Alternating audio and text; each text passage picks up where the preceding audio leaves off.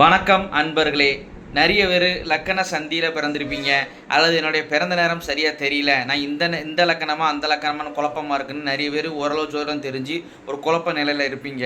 அது இந்த அனுபவம் நிறைய பேர்த்துக்கு இருக்கும். நல்லா தெரிஞ்சுக்கோங்க, உங்கள் லக்கணம் தான் பிரதானம், அதுதான் முக்கியம். உங்கள் லக்கணம் சரியாக தெரியல அப்படின்னா ஜாதக பலன்கள் சரியாக சொல்ல முடியாது. லக்கணம் சரியாக தெரிஞ்சால் 100% துல்லியமாக சொல்லலாம்.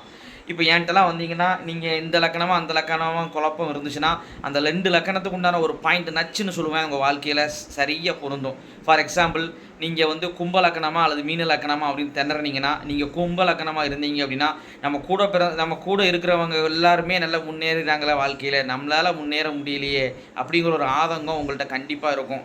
அல்லது நீங்கள் மீன லக்கணமாக இருந்தீங்க அப்படின்னா, கண்டிப்பாக அவங்களுக்கு கூட பிறந்தவங்க பகையாவாங்க.